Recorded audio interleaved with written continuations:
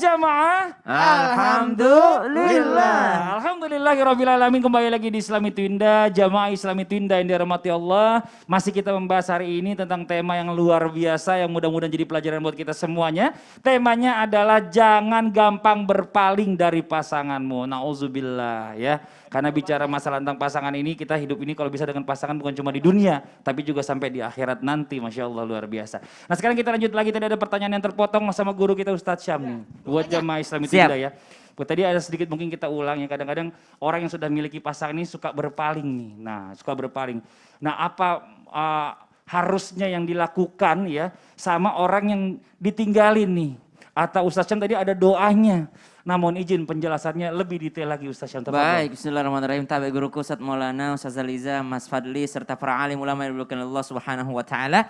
Maka yang tentunya harus kita pelajari adalah yang pertama introspeksi diri, bermuhasabah diri. Karena Allah Subhanahu wa Ta'ala menyukai juga orang yang namanya bermuhasabah dirinya. Jangan sampai kita menyalahkan Allah, ya Allah gini banget sih nasibku dapat suami yang seperti ini atau dapat istri yang seperti ini. Namun ternyata kita tidak bercermin, ternyata ada sesuatu dalam diri kita yang harus diubah. Maka subhanallah, yang jelas kalau kita berdoa kepada Allah Subhanahu wa Ta'ala, yakin sandarkan diri kita kepada Allah Subhanahu wa Ta'ala, titipkan pasangan kita kepada Allah Subhanahu wa Ta'ala. Yang pertama, sebelum tidur jangan pernah lupakan ayat ini, ayat yang sangat dicintai oleh Rasulullah sallallahu alaihi wasallam, yang diambil langsung oleh Rasulullah sallallahu alaihi wasallam. Jadi ayat ini memang luar biasa, yakni pertengahan surah Al-Baqarah, ayatul kursi.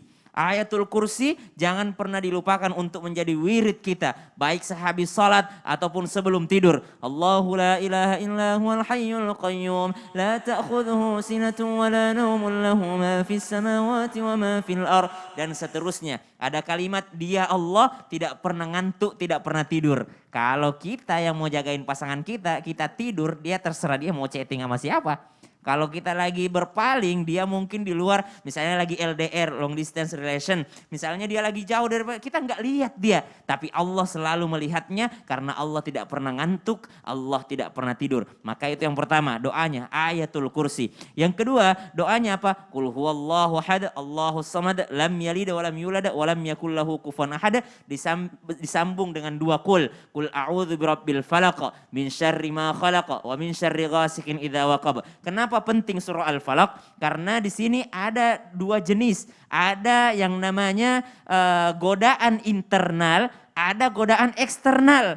Ada dari orang yang iri, ada juga daripada sihir, ada juga daripada memang internalnya yang bermasalah. Maka minta sama Allah dengan surah Al-Falaq. Kemudian yang terakhir daripada surah An-Nas. Qul a'udzu birabbin nas, malikin nas, ilahin nas, min syarril waswasil khannas, alladzi yuwaswisu fi sudurin nasi minal jinnati wan nas. Kenapa penting juga ini waswas? Karena tadi yang kata Mas Fadli, sebenarnya suaminya tidak ngapa-ngapain, tapi dituduh terus. Kenapa? Ada was-was dalam hati istrinya.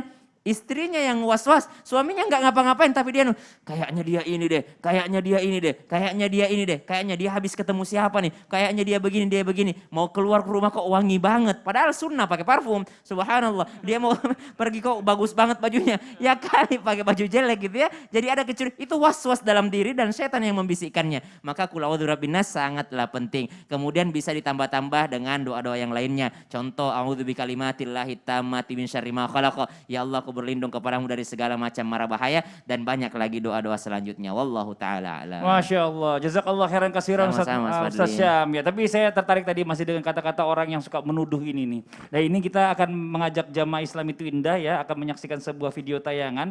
Ada yang kesel nih, ada tayangan tentang kesal dituduh selingkuh, suami pukul istri hingga tewas. Ini dia tayangannya. Awalnya polisi mendapat laporan tentang KDRT yang berujung kematian oleh Ahmad Aspawi selaku kakak dari korban. Setelah mendapat laporan tersebut, polisi dari tim Rajawali Satreskrim Polres Muara Enim bersama tim Terabas Polsek Gunung Megang melakukan penyelidikan dan menemukan fakta bahwa kematian Yulinda diakibatkan oleh tindak kekerasan. Menurut penuturan dari Dwi Satya, kejadian bermula saat pelaku pulang kerja dari Sekayu selama 3 minggu. Saat di rumah, pelaku menerima telepon dari wanita lain yang diduga selingkuhannya. Tak terima dengan hal itu, sang istri marah dan terjadilah perdebatan hebat. Pada perdebatan tersebut, Yulinda berkata sudah lama ingin bercerai namun urung lantaran teringat pada anak-anak mereka. Mendengar perkataan istrinya, pelaku emosi lalu memukul wajah Yulinda dengan tangan, lalu mengambil helm dan memukulkannya ke kepala Yulinda. Setelah menyadari Yulinda tak berdaya, pelaku membawa korban ke rumah seorang bidan, namun sayangnya nyawa korban tak tertolong. Polisi mengamankan sejumlah barang bukti yaitu pakaian dan selimut korban. Nauzubillah min zalik ya. Ini kalau udah permainan setan ini bahaya banget nih, nauzubillah. Sampai akhirnya bisa menewaskan ya atau menghilangkan nyawa, nauzubillah min zalik. Ini nggak boleh ditiru ya jemaah ya.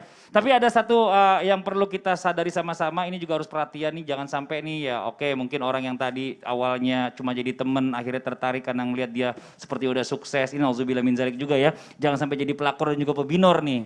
Nah tapi kayak RT ini juga nggak main-main nih ya. Bicara masalah tentang bersikap kasar terhadap pasangan ini juga nggak boleh. Baik melalui ucapan dan juga sikap nih. Apa yang harus dilakukan nih kalau seandainya mungkin ada suami yang suka berkata kasar atau mungkin juga suka main tangan terhadap istrinya. Apa yang harus dilakukan sang istri? Mohon izin penjelasannya. Sakit hati yang lihat tayangannya. Izin Ustaz Maulana Bang Fadli. Bagi suami yang selalu melakukan kekerasan dalam rumah tangga, sampaikan padanya. Sungguh kau suami yang kejam, yang tiada berperasaan. Bila engkau marah, istri yang jadi sasaran. Istri kau perlakukan bagai seperti hewan. Aduh Gusti, itu kuat. Ya Allah, ya Rahman ya Karim. Dalam Islam laki-laki harus mengayomi, mendidik dan membimbing istri. Tetapi perlu diingat, laki-laki yang begitu adalah laki-laki yang kata Bang Fadli tadi, yang sudah berilmu tentunya. Kalau tidak ya hanya dianggap sebagai konco wingking bae kalau kata orang Jawa ya, hanya peran pendukung saja. Islam menghargai martabat laki-laki dan perempuan, hanya peranannya saja yang berbeda. Nabi SAW pernah ditanya, man ahaqqun nas bi husni sahabati, siapa yang paling berhak aku perbaiki akhlakku? Kata Rasulullah SAW, ummuka, ibumu sebanyak 3 kali, summa abuka, baru ayahmu. Artinya kedudukan perempuan di dalam Islam sangatlah tinggi. Jadi bagaimana agar relasi suami dan istri dalam rumah tangga semakin kuat, semakin kokoh dan terhindar dari kekerasan, maka relasi di antara keduanya perlu didasarkan pada prinsip saling mengasihi, saling menyayangi, saling menghormati. Dan jangan dijadikan prinsip paling kaya, paling gagah, paling yang berkuasa. Justru harus dengan prinsip saling ingat. Allah tidak menyukai orang yang berbuat kasar. Jangankan berbuat kasar main tangan sendiri. Ucapan saja tidak Allah suka. Karena Allah Ta'ala berfirman, la yuhibbullahul jahra bisu minal qaul illa man zalim. Allah tidak menyukai ucapan yang buruk yang diucapkan dengan terus terang kecuali oleh orang yang dianiaya. Lalu apa yang harus dilakukan? Yang pertama mungkin bisa mengadukan kepada walinya. Allah Subhanahu wa taala berfirman, "Wa in khiftum shiqaqa bainihima fab'atsu hakaman min ahlihi wa hakaman min ahliha." Dan jika kamu khawatirkan ada persengketaan antara keduanya, maka kirimlah seorang hakam dari pihak laki-laki dan seorang hakam dari seorang perempuan. Yang keduanya apa? Banyakin doa. Rabbana hablana min azwajina, sebutin nama suami sama bin-binnya deh tuh. Wa dzurriyyatina qurrata a'yunin waj'alna lil muttaqina imama. Ya Allah, minta doa supaya suami, anak-anak menjadi cahaya mata bagi keluarga. Dan yang terakhir mungkin klasik memang, tapi Allah Subhanahu wa taala katakan wa basyiris sabirin, beritakanlah kabar gembira bagi orang-orang yang sabar.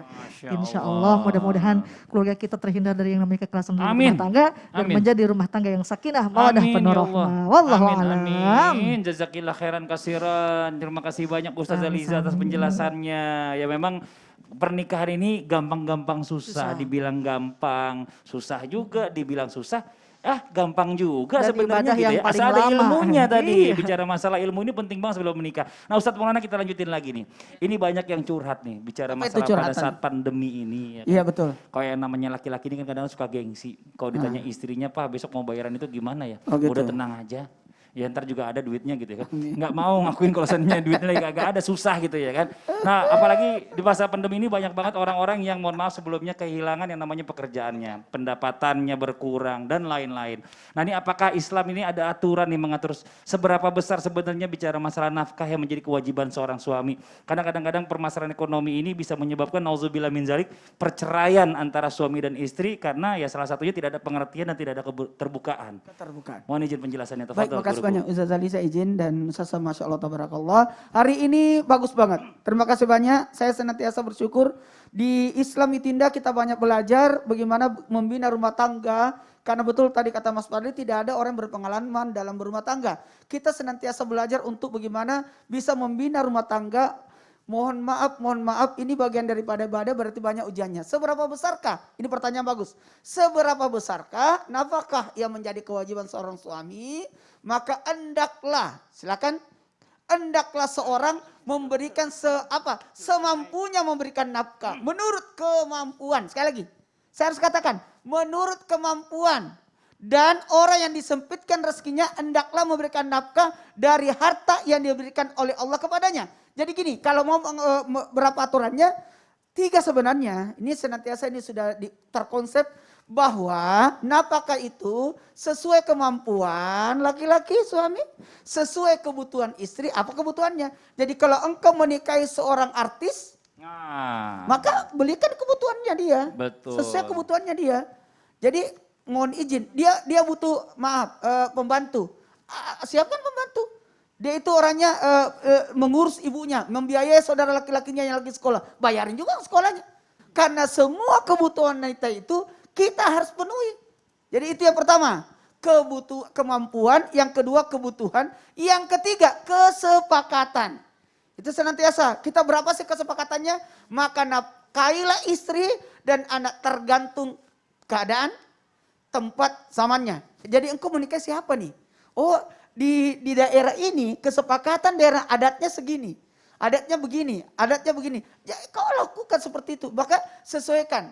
Di mana kita berpijak kita sesuaikan. Dan mohon izin tanpa menggurui harusnya ada namanya pengertian. Betul. Sekali lagi ada pengertian. Kalaupun tadi dikatakan Mas Fadli ada terjadi pandemi seperti ini. Laki-laki susah untuk makanya istri saling bagaimana mengatur rumah tangga. Makanya bagusnya keuangan itu dipegang oleh wanita untuk bisa mengatur apa kebutuhannya, bagaimana solusinya dan sebagainya. Dan ada keterbukaan. Mohon maaf saya harus katakan ini, laki-laki itu tidak enak disebut berapa pendapatannya.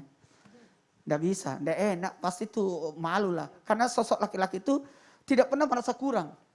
Padahal dompetnya kurang. Tidak pernah itu, ada, tenang aja. Tenang, ada. Bulan depan ada. Padahal tidak ada itu. Tapi menenangkan. Nah makanya disebutkan nafkah itu terbagi atas 4 macam. Yang pertama yang diri dulu. Jadi yang pertama penuhi dulu kebutuhan diri kita. Itu yang pertama. Jadi apa kebutuhan kita? Jadi kalau saya itu terus terang saya bagi 3. Sepertiga buat saya, sepertiga buat istri, sepertiga buat orang tua. Dan 10%-nya adalah zakat dan sedekah. Jadi saya bagi 30% saya pegang, 30% saya kasih istri, 30% kasih ibu saya. Nah, sekarang ibu nggak ada, istri nggak ada, lari kemana tuh? Anak, jago. Kok tahu? Iyalah kan saya temennya. Tahu aja dia. Kok tahu isi rumah tangga saya? Bahaya ya. Jadi yang berikutnya diri dulu, kebutuhan diri. Karena makanya sosok perempuan jangan terlalu apa sih dari mana? Ini uang apa? Ini uang apa yang dilaci? Uang apa dilaci? Kata suaminya itu uang sial. Kenapa? Karena sudah saya umpetin kok dapat lagi. Yang kedua ada uang istri. Butuh nafkah buat istri. Diri, kemudian istri. Kemudian ketiga baru kerabat. Baru kerabat. Siapa itu kerabat? Orang-orang yang berada pada posisi kita. Kemudian yang keempat adalah nafkah untuk benda milik. Hobi, keinginan kita untuk apa dan sebagainya. Jadi dibagi 4 dulu. Jadi aturkan. Kalau kita melihat dari Salman Al Farisi itu membagi 3, sepertiga buat dirinya, sepertiga buat keluarganya, sepertiga buat orang yang menunjang pekerjaannya itu harus. Karena kenapa? Mohon maaf, saya harus katakan tadi di segmen awal mungkin saya katakan di tausiah bahwa rumah milik istri. Tapi ingat, perusahaan milik suami. Betul. Semua yang Sumbernya. tidak bergerak itu milik istri. Punya istri, kursi. Bergerak. Punya istri nggak bergerak, kan diem doang. Ya. Bukan itu maksudnya. Kursi goyang baru punya Tapi suami. semua yang menghasilkan perusahaan itu harusnya dipegang suami karena itu menghasilkan. Masya Nanti Allah. dikelola, diatur sebagaimana mestinya. Jadi ini harus betul-betul tadi keterbukaan itu penting. Betul. Makanya banyak orang terjadi perselingkuhan, terjadi Ya. penyelewengan disebabkan karena adanya tidak terbuka. Dan ingat, Ketidakterbukaan. mana Jimmy Jeepnya? Itu dia satu lagi. Mana Jimmy Jeep? Jimmy Jeepnya ada. Dengar dulu. Kenapa? Dengarin dulu. Apaan sih? Banyak laki-laki selingkuh disebabkan karena Kenapa? banyak duit. Oh bener juga. Tapi banyak istri selingkuh gara-gara Suaminya nggak punya duit. Bener kan? tapi lebih bagus. Satu titik Nauzubillah. karena agama. Banyak bersyukur. Makanya banyak perempuan masuk neraka gara-gara kurang bersyukur. Maaf Pak, udah selesai, boleh duduk lagi. Oh, iya, baik. Yuk. Nah ini sekarang nih, perlu kita ingatkan lagi ya. Ini di zaman lagi sulit begini, ya banyak mungkin suami yang dipecat ya. Kalau bisa suami lagi jatuh, jangan didorong lagi semakin tersungkur. Tapi dibantu dibangun istrinya, ayo sama-sama usaha bersama di rumah. Setuju. Masya Allah, Sedikit ya. lagi, masa pandemi seperti ini sebaiknya istri pengertian, bagus penghemat, Bantu mendukung suaminya. doakan suami. Kalau memang ada simpanan, kasih dulu buat suami. Masya Allah, untuk buat mengelola modal. dulu. Iya, nanti kalau tidak dicatat aja, nanti insya Allah Allah ganti lebih banyak itu. Amin, amin. Dan ya Rabbal ketika Alamin. istri membantu suami itu adalah bagian daripada sedekah. Pak, udah Pak cukup Pak. Kasihan teman saya udah nungguin. Ada Sony datang ke sini jauh-jauh noh. Masa sih? Iya. Sony datang? Dia minta ada yang dijelasin sama saya. Oh, masa sih? Ya udah deh, saya izin dulu ya kalau gitu ya. Ustaz Zarisa, permisi sebentar. Ustaz Maulana, Ustaz Syam, sebentar aja saya izin dulu ya. Assalamualaikum Sony. Waalaikumsalam Wah, warahmatullahi Masya Allah. wabarakatuh. Gimana nih tema kita pagi hari ini nih Ya. ya, mengenai jangan gampang berpaling dari pasanganmu. Wah, tapi ngomong-ngomong, boleh tahu nggak nih Sony? Apa? Maaf banget ya, Apa kita tuh? nanya jadi agak kurang enak sebenarnya ini. Kalau Sony itu tipe orang yang gampang berpaling nggak sih? Astagfirullahaladzim. Kalau aku insya Allah aku tipenya orang setia, Mas. Oh ya Allah, amin. Amin, ya Allah, Rabbal amin. Alamin. Apalagi ya jamaah ya kalau pasangan kita itu bisa membawa dan mengarahkan kita untuk menjadi imam baik di keluarga. Setuju banget Son ya. Selain setia dengan pasangan ya, kalau aku nih Ya. setia juga dengan yang satu ini nih. Wah. Ini dia. Sasha, pasta gigi halal bersiwak. Pasta gigi halal yang mengandung serpian siwak asli. Siwak kan disunahkan oleh Rasulullah Shallallahu Alaihi Wasallam. Jadi sudah saatnya nih ya kita pasti ambil manfaatnya yang pastinya juga banyak. Insya Allah Mas Fadli. Serpihan siwak asli dalam pasta gigi Sasha ini berfungsi sebagai antibakterial alami yang dapat melawan bakteri penyebab semua masalah gigi dan mulut. Jadi selain banyak manfaatnya, sudah pasti halal juga kan? Iya dong. Sudah pasti terjamin aman dan halal. Karena pasta gigi Sasha ini tidak mengandung alkohol dan bahan lainnya yang berasal dari hewan. Insya Allah aman dan halal. Masya Allah. Jadi sekarang kita perlu menetapkan hati dan tidak perlu lagi buat berpaling ke pasta gigi lainnya. Karena pasta gigi Sasha sudah terjamin aman dan halal. Insya Allah bisa membawa kebaikan buat kita dan juga keluarga. Karena sudah saatnya nih kita beralih ke pasta gigi yang sudah terjamin kehalalannya. Sasha, pasta gigi halal bersiwak. Insya Allah sehat dan berkah. Alhamdulillah. Nah buat jam yang ada di rumah, jangan lupa setelah ini kita masih ada segmen Tanya Dong Ustadz. Yang belum kirim pertanyaan, langsung kirim pertanyaan sekarang juga ya. Kita tungguin, tetap di Islam itu Indah. Jamaah, oh jamaah. Alhamdulillah. Jadi gitu Son, ini buat keluarga, kalau bisa stok deh di rumah. Nah, apalagi- Anak-anak boleh pakai juga loh. Aman dan halal lagi Ya, ya. ada siwaknya. Insya Allah kita menjalankan sunnahnya Rasulullah Sallallahu Alaihi Wasallam. Masya Allah.